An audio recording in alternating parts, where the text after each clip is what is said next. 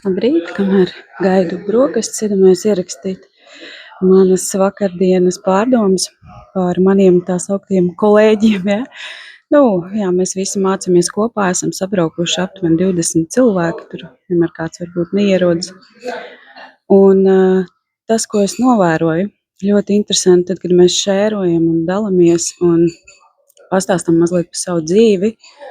Ļoti daudz šeit ir tieši jogas skolotāji, un ļoti daudz ir cilvēki, kas sevi tikai meklē, kas ir pilnīgi pašā sākumā, kas nezina, ar ko sākt, un sāk viņi ar to, kur viņus vairāk velk. Tad viņi sāk jau ieklausīties sevi, un es jau no malas redzu, cik ļoti šie cilvēki meklē mieru. Ja, jo tas jau ir tas, ko tu meklē.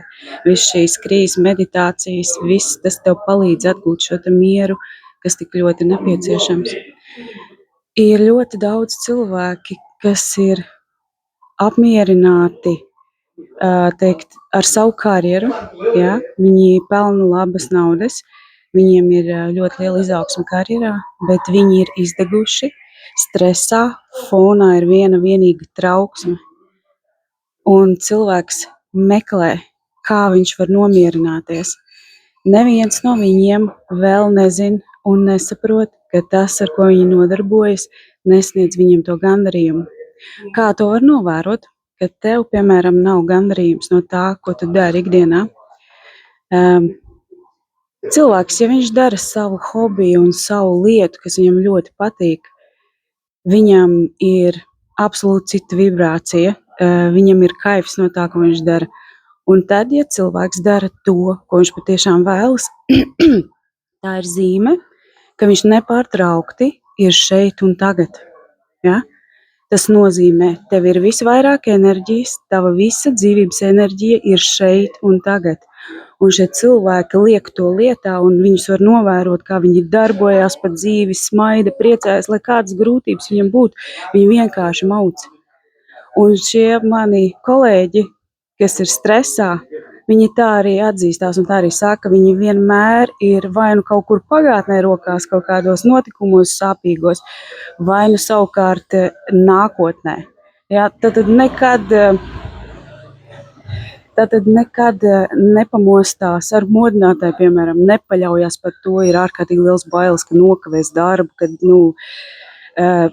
vispār nevar atrast sev vietu dzīvē. Stress ir tik milzīgs, ka cilvēks vienkārši ir tuvu depresijai. Un tas jau arī ir tas. Mēs neesam šeit un tagad, mums trūkst šī enerģija. Mēs domājam par pagātni, mēs domājam par nākotni, un visa mūsu enerģija tur ir aiziet. Ko tas nozīmē? Tas nozīmē, ka mēs ar tādī pusdzīvi valkamies pa dzīvi.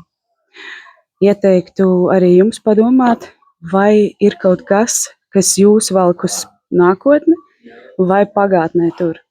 Ir ļoti, ļoti būtiski šo saprast. Kamēr tas tā notiek, nekāda dzīvības enerģija tur nebūs. Un tas mūždien būs tādas grūtības nepārtraukti, un cilvēks neapzinās, nesajūt sevi un tādējādi nevar realizēties.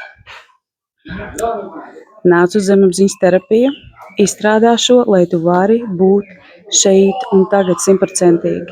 Un tev būs šī tava dzīvības enerģija atpakaļ. Ja tu viņu vairs nedāļās uz visām pusēm, tā būs tev 100%.